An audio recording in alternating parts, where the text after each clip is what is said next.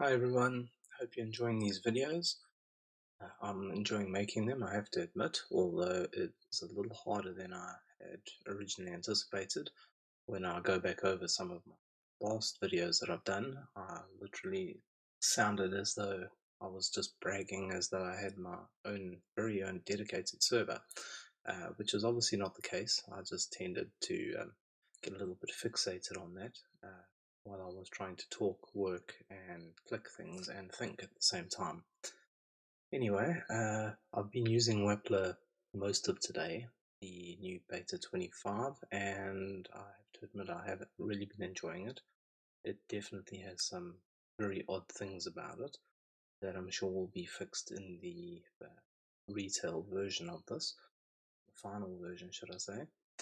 But at this point in time, yeah, it's actually working really well, and I've put together something pretty decent, I feel. So to start this video off, in the last video I ended with telling you how in this video I was going to try and make an SQL server and make a connection to it, because I'd seen on the forum that many people were having issues with that. Obviously some of the people are running different server types, SQL Express, etc, etc.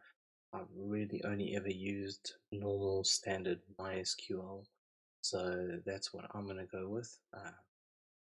It did work, so I'm assuming that yours should work too, but I can't say for ASP or for any other MySQL type of server, but it worked for PHP and that was great.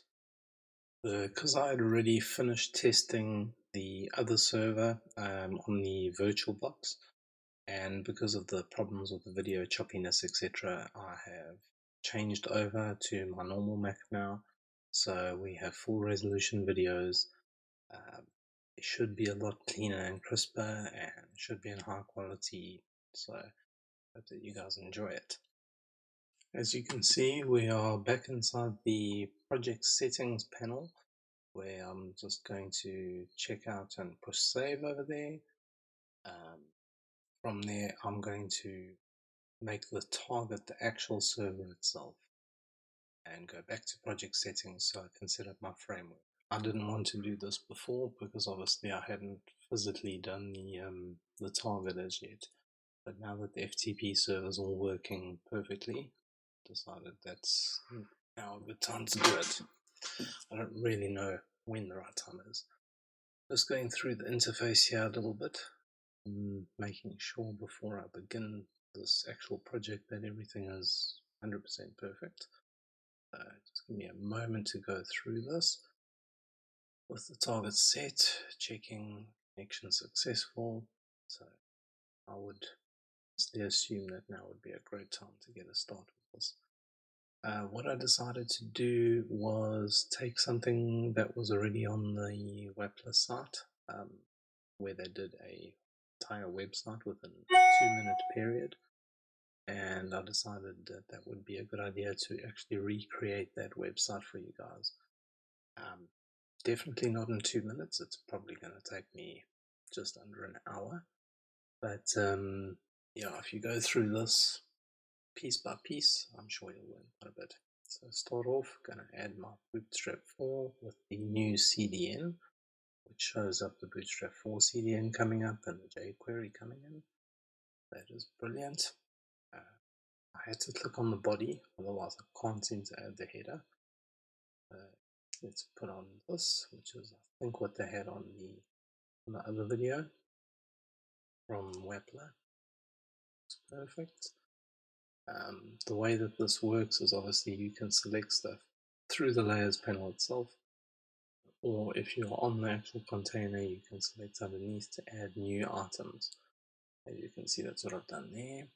So we've got our top strip and we've got our navigation, put down our actual page title, the tag, and just type in exactly what they had on that other video. The other video I'm talking about I will put a link to somewhere, so you guys can go and take a look for people that haven't already seen that 2-minute, all the website in 2 minutes video. Obviously, in the time that they took, everything is very sped up and quite tricky to actually follow. But this will show you exactly how they went about creating that. And yeah, you can just go through it piece by piece and see what you think. I'm just going to put in this title line or tag line. Get this in here. It's for you. Okay, let's change our nav bar wording. As you can see, I tend to not really trust things, so I tend to click within the app structure. I tend to click within the actual design view over and over to make sure that things are working as they should. You can see that I've got a body tag up there. I need to, at this point, add in the App Connect framework, so that now changes to app. See the little green mobile window over there telling you that it's successfully done. Sure. Now I'm going up within the tree here by using that little box at the top left hand corner and just showing you how it goes up one layer at a time, because I need to add another section underneath here. Obviously, if I'm not on the previous section and I'm within the container or within a row or within a column, it's going to put it in the incorrect place. Okay, so we're going to add this, which is what they used on that video, which is, I think it's spectacular how things are pre-made for you. I really do. And this is going to make rapid development a lot quicker at the end of the day. Obviously, I don't think that the code is 100% perfect from every aspect, but I'm sure that things are going to get better, improved as we go. Probably far more so than Dreamweaver did in the speed that they did. And see here, I just need to add a border to the bottom of this, and I'm going to choose the secondary color, or the actual border color at the bottom. I've got a footer that's stuck to the bottom also, if you notice that I've done that. Okay, click within the actual container so we can add this card, add your property card. From there, we pretty much need to create a repeat region from there. In order to do that, what I'm going to do, I'm going to add a data connection. I'm going to have to use Server Connect. The previous video used JSON data sources. I have never really played with JSON, so I'm not sure how it works. A little bit of an oddity that I found on this is that when you type in the ID that you actually want it to be, it doesn't actually change the name at the top in the app structure. It remains Server Connect 1, yet you've actually changed the ID CO. That says RealEstate Connect and that says Server Connect 1. So there's obviously a bit of a disjointed there. On this stage, I pretty much can't do very much at this point because I haven't created an entire database as yet. Decided that the best way to do this is to show you how I go about creating a database. So I think that would be best.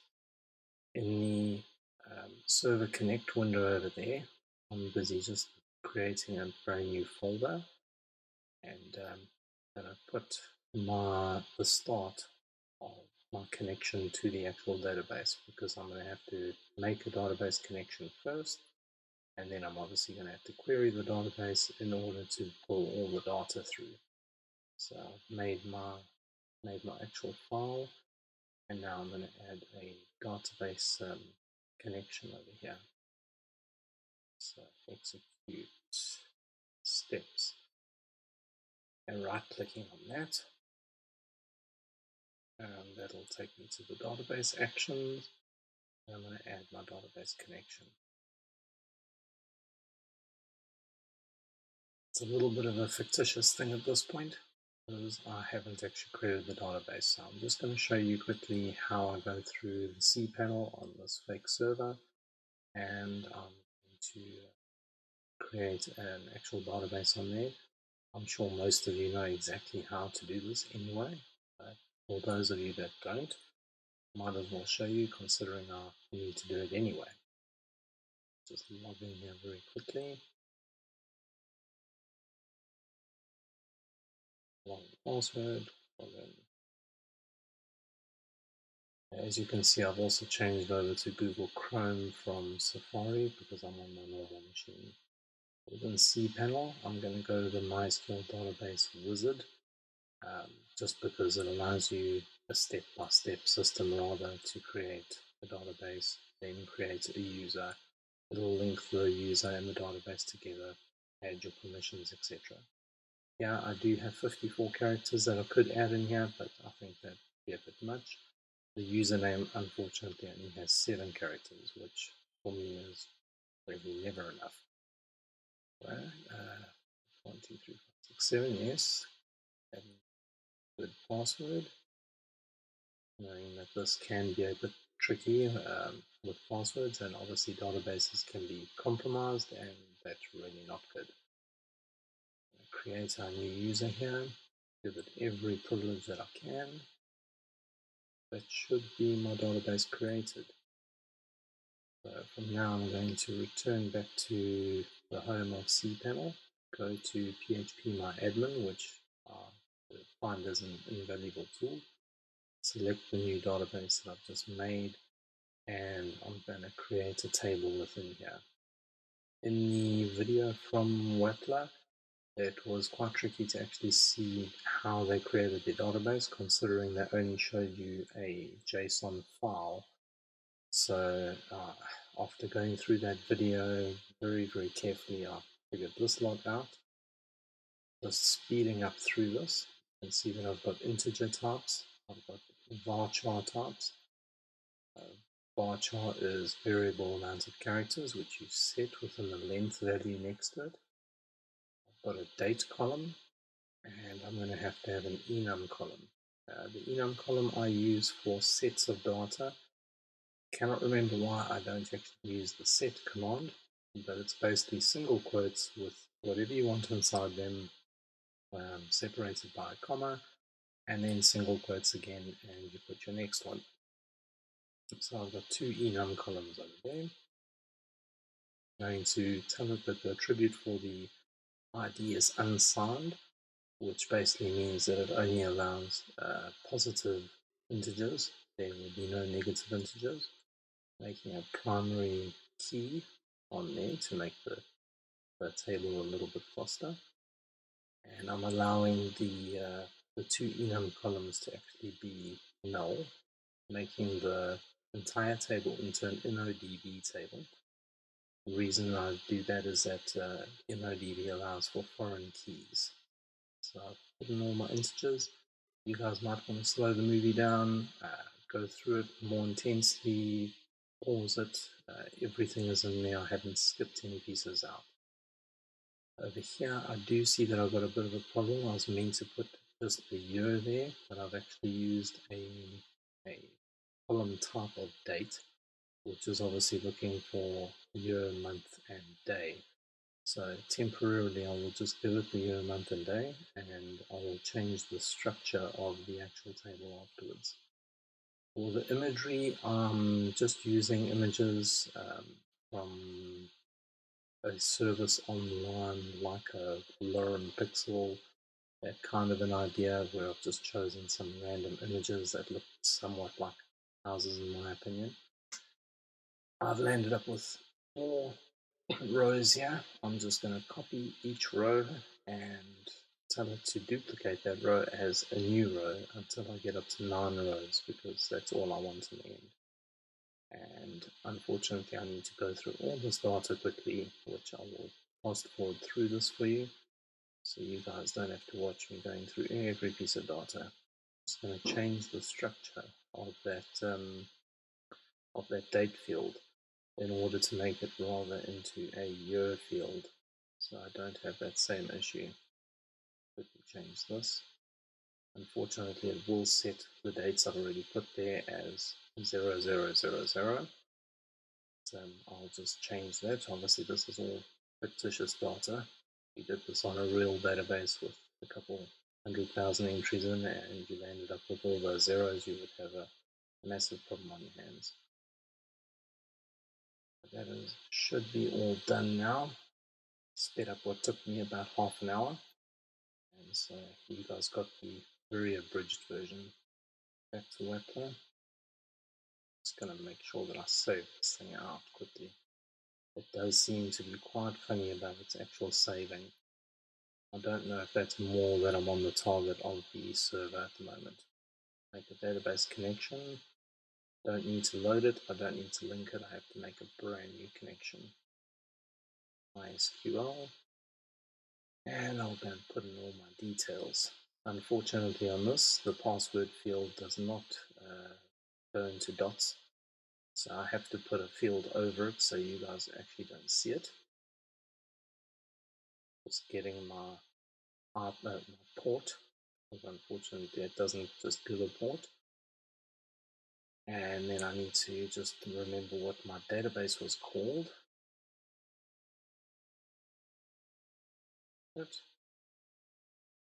Okay, and username, and as I say, type in the password, you won't actually see it. I can't remember my username.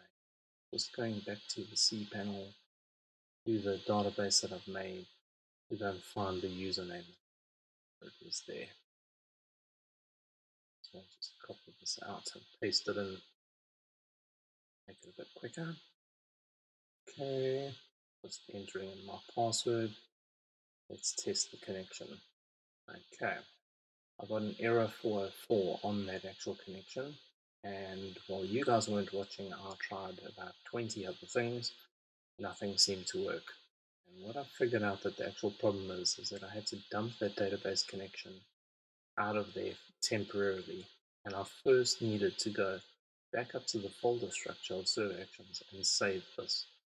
Once I did that, I then had to go and go to the file manager and upload everything manually to the server. Before I actually did this, there was no way that this was going to work, so I'm assuming there was a file missing or something. I'm showing you it going through. That is not sped up or anything, they are quite small files. There's a view of the remote server over there, so you can see the local files as well as the files on the actual server, and it looks like everything has come across perfectly. Just close that out so I've got a bit more screen real estate for the rest of us. Back to server actions, I'm going to right click and try a new database connection again. I'll enter in all the same details as I did before. Literally none of these details changed from the original that you saw. The only difference was that I saved it to the server first. So let's just quickly test this connection. All looks correct. Test it. Database connection okay this time. So obviously there's a file that has to be placed on the server before it can actually do that connection correctly. You can see an error over there telling me connection 1.php did not go to the server. And again, this is a bit of an odd thing. I'll go back to the file manager, open out the folder structure to get to that exact file and try and upload that onto the server, and I will get another error, which happens to me quite a few times. The only way to actually get this file to go onto the server is to upload the entire modules folder. And you'll see here when you see the actual server come up, when I open this out, the entire modules folder is missing. So I'm assuming when I upload the file, it doesn't upload the folder tree above the actual file, it's just uploading the file and it doesn't know where to put it. So that now seems to be working as it should, and there's my file living inside there. Just going to close this all down, keep everything neat and tidy. Upload it again to the server just in case. It may already be there, but honestly, I sit with so many problems as I go through this, and most of the time it's due to that I haven't got some later file with some newer piece inside there. Close down the server section so you guys can see everything again. Okay, so I'm going to add to this now a database query. The query window is absolutely spectacular. I love it. It needs to save first, and at least it gives me a warning and doesn't just give me an error. Try that again. Add a database query. Change the name of this to something a bit more meaningful to me. Let's see. There's query all properties. Yes, yes. Just double check that I'm on connection 1. Go to the new query builder. As I say, this is brilliant. Bring in my table. I'm just quickly going to go through this. It's actually the first time I'm personally seeing it. So let's just add every field in this. I probably don't need to add every field, but maybe in later videos I might be using something else within there, so I'll just keep them all there for now. Yeah, that all looks great. I just want to maybe go for a distinct query rather. Don't really want it pulling in any duplicates, not that my table has any duplicates, but if they've got the option I might as well put it on. Might make the query a little bit heavier, but I don't think it'll be a major difference. Okay, so I've got a database query. Let's save that. Made a connection. I've made an actual MySQL query to the server. And now let's see what we're going to do next. So what I'm going to have to do here is underneath this app here, under the server connect, I'm going to have to add the new action that I've just added, properties section. Link that file up. Just making sure I've got everything correct. Okay, yeah, looks like everything's fine. Select that. And yeah, that's all perfect. Okay, let's select this actual row, the actual, the row itself, and make a repeat on that, which makes it look like a normal everyday row, and my card is completely gone. The reason for that seems to be is that when you click the actual make a repeat section, I don't know, but for some weird reason, as you can see, that row is actually now deselected, and I'm not too sure why. So I'm going to go through and select my actual query as I need it to, just to show you what actually happens, which won't work, and I'll have to undo it anyway. But just to actually show you what happened to me originally, put that in there. It looks like it's doing something on the server, updating a config file. And but I'm actually not seeing everything updating on screen. So I'm just going to undo that, go to the row again. This time I've selected the row to make sure that it is selected. I'm going to click that and reselect it once again. Okay, so once I've done that, now I can select my expression. As long as that repeat row is now actually selected, then everything seems to work out correctly. So I'll select that, and as you can see, it's made up my all my cards for me. There are 9 of them sitting there.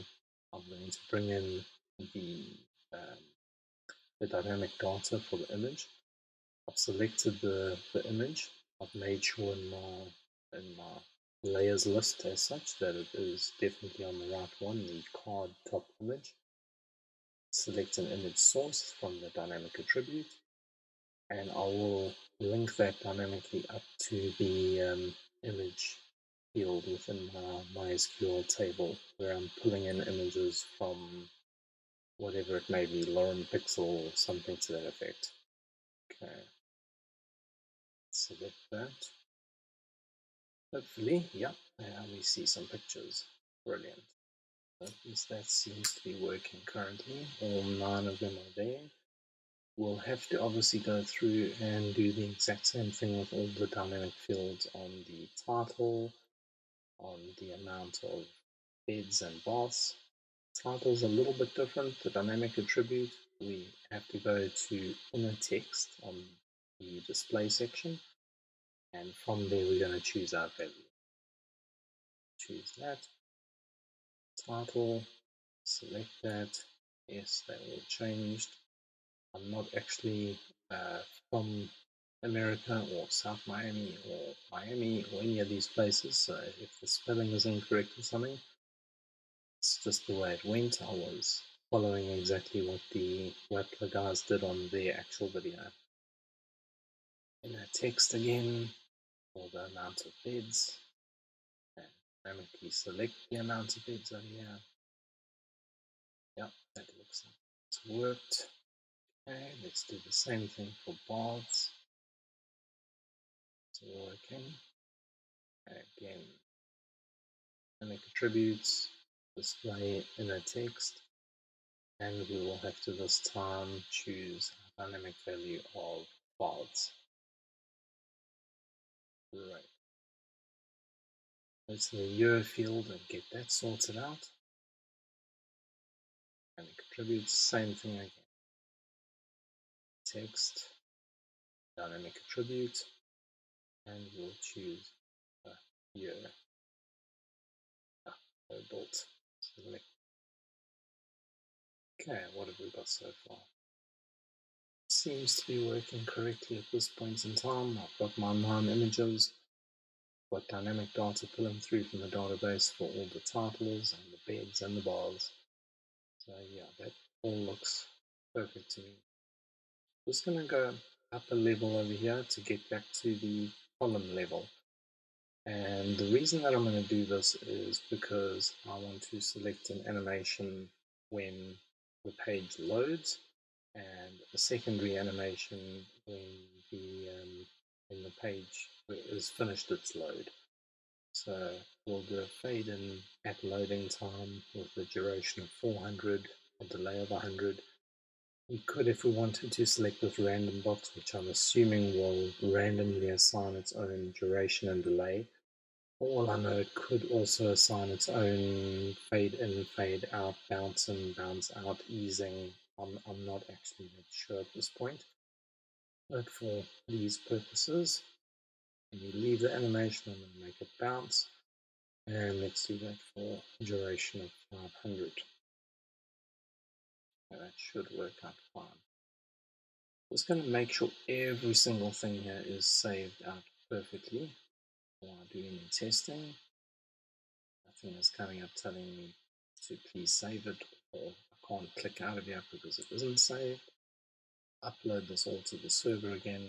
Just make sure that I've got the debugger on as well as the bottom panel to show you exactly what's going on. So that all looks perfect to me. Okay, I'm happy with that. Back to that column. Just going to check. I don't actually see the animation. In the video from Wappler, he saw the animation directly within the Wappler interface itself. I'm not seeing that, to be honest with you. So let me just go to the server very quickly and test the live server online to see exactly what we get there. So I need to add in the name of the HTML file that I made, RealEstate.html. Refresh. Okay, something is not working right there, which I'm assuming will be something to do with the upload of these files. I think what I'll have to do is just make sure that everything is uploaded and everything is the latest. So just give me a quick moment here to make sure I get this correct. The publish and get button I'm not so sure about, so I won't try those just yet. Okay, I've got a star on there, which means that the actual file is not saved. Very silly oversight from my side. Save that. Let's hope it now works. Let's just test this. Okay, still not working. Well, that file definitely wasn't saved, so it's a little bit odd. Maybe I need to re-upload these files again to the actual server, even though I've done save of the main file and I had done an upload to the server before I did the save. It may be a case of that after doing the save, it rewrote a particular file back to the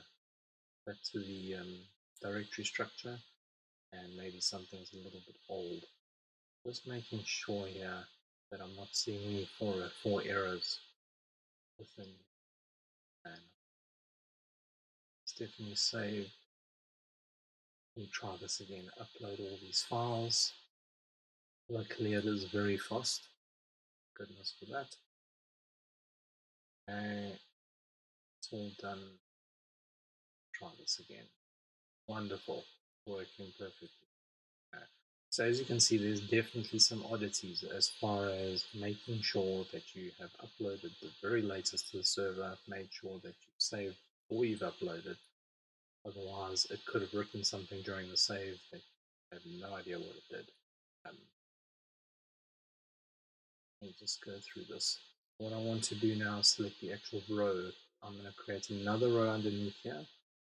Within my row, as a normal bootstrap, I need to obviously put a column within the row, and then as per normal, I need to put something in the column. So I'm going to put the select boxes, select only they call them here, and I'm pretty much going to just make sure I'm selected on the column, not the select box. I will duplicate that. There's this nifty little button on the bottom right over there. Duplicates it one column across, makes it smaller, does the whole one. Honestly, this program is going to save hours and hours of time, especially for someone like me that normally manually does. Okay, this over here, I want this field to filter these properties by a minimum amount of beds that are available on the property. And then the second field, I will filter it by the actual price of the property. So obviously we are doing a fictitious property site where people are buying houses or apartments or flats or whatever they may be. So they need to know how many bedrooms it is, filter it by that, and then they need to know what the maximum price range is, so they can filter by that and not see properties that they are a bit unaffordable. Okay, so correct in there. At this point, because I've actually gone and created a filter, what I'm going to have to do is I'm going to have to somehow apply this filter to the repeat region. So whatever changes I make to the filter automatically updates the repeat region. So I'm going to put an ID of price on that field so I can access it through the dynamic properties, and I'll put an ID of beds on this field so I can access that through the properties. Then I can make sort of conditional statements or expressions in the app. Under here I'm going to insert after. It's a data related thing, and it's data view, which is like a filter. The picture kind of gives it away a little bit. That is for filtering. You just select,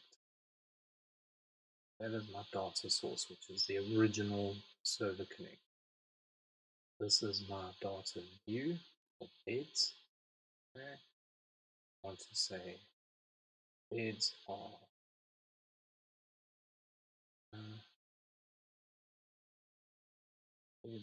greater than. Get very confused between the greater than and less than symbols, but we'll test this over and over. So if I say greater than, it's actually less than, I'm sorry. As you can see, there does seem to be a problem within the actual application, a little bit of a bug. When I click on beds over there, it changes it to bed. Put a space and I put my greater than symbol and I choose my beds.value. It actually overwrites it. And in the Wappler video that I've seen, it is meant to put it directly afterwards, like I've just manually done it now. Okay, so the value that is selected in the select list on beds is going to be greater than the amount of beds that are in the MySQL database, as well as double ampersand symbol over there, price, and just get that back. I did copy it into my clipboard. Okay, and price, just go down, making sure I've got this copied into my clipboard because it seems to be causing. And the price is going to be less than that to get the price from the value that drop. We've just selected random values. I'm going to try something there, which you can see did not work at all. Okay, it was a good attempt. Definitely don't use value. Got that copied and step back. Yeah, that's correct. Okay, so we've got a filter in place on top of that actual data source now. And so what we need to do is we need to link this all up. So we're going to change the repeat region on the physical row itself, which we had previously set to the database query. So I'm going to have to change that around a bit so we make sure that whatever it does, it's pulling it from whatever the selections are on the actual drop-down menus. Okay, the expression itself, let's see. Expression is going to have to change over. Data view that we created, which has the filter already in. As you can see, only seeing the row at the moment.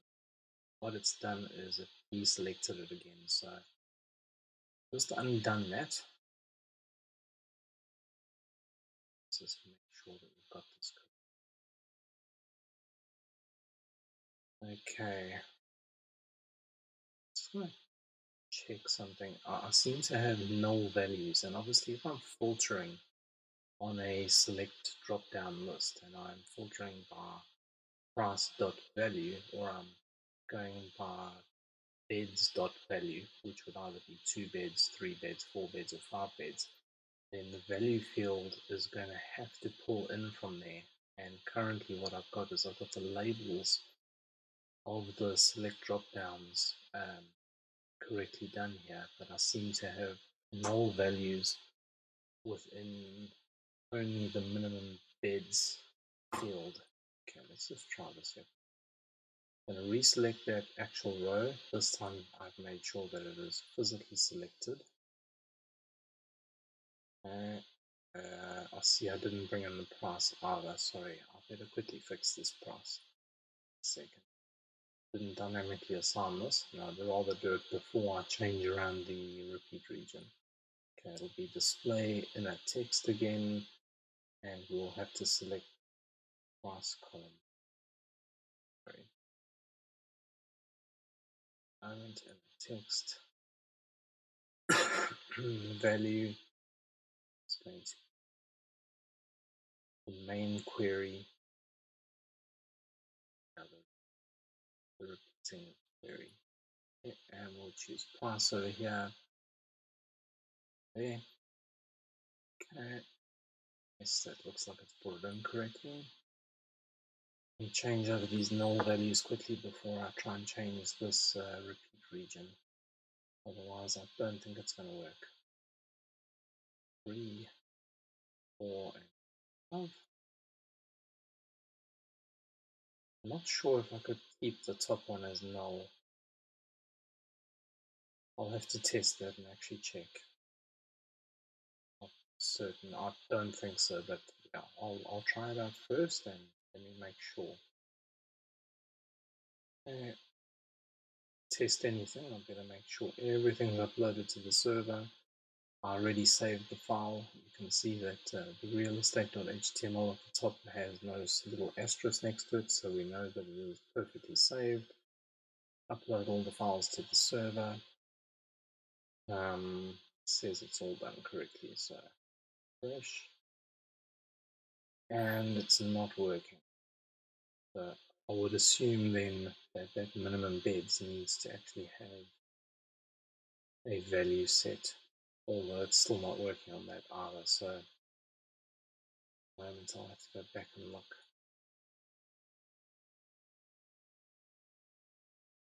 Okay, what seems to have happened is that that expression there, I did change it, but I changed it before I had done the values, so it may be a little bit different. So I'm just going to reapply that and resave my document, re-upload my documents again, every document. This could become quite troublesome, obviously, if you had a massive website and you don't know what files are changing. So let's just quickly check here. Assuming this should work. Although I must admit I forgot to change the value on the minimum beds. So let's see. Select something there. Select something there. Starting to come right now.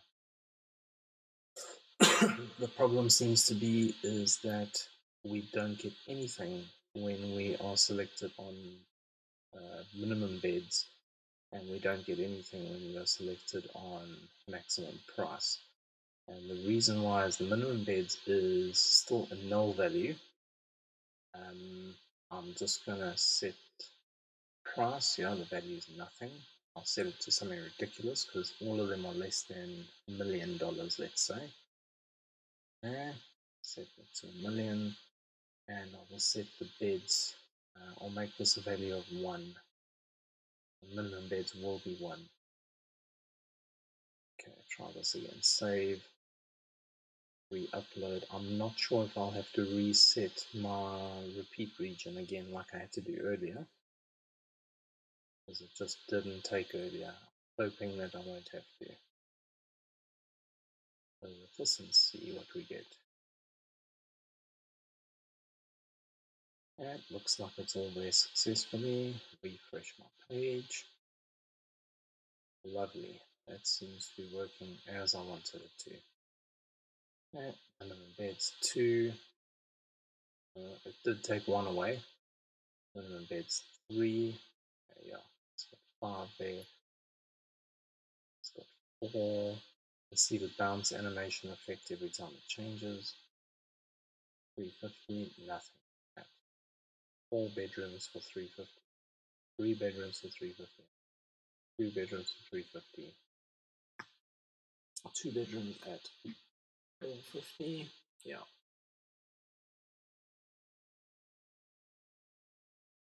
Just fiddling now, although it does seem to be working like I would have expected. Okay, so that seems to be it. As you can see, that was fairly quick. We managed to throw something like that together. You can imagine how long that would have taken if we had to do that manually coding each piece, how long that same thing would have taken in Dreamweaver if we didn't have DMX extensions anyway. But yeah, I think that the overall experience is pretty good. You definitely see some buggy areas to this. I see some small sort of problems that I'm assuming will be sorted out, and hopefully if George watches this actual video, then he will probably look through this quite intensely and be able to see exactly what problems we're facing and try and fix them. That seems to be it for now. I will leave a link to the original video where this design came from, so you guys can take a look at where this all began. Thanks very much for watching, guys.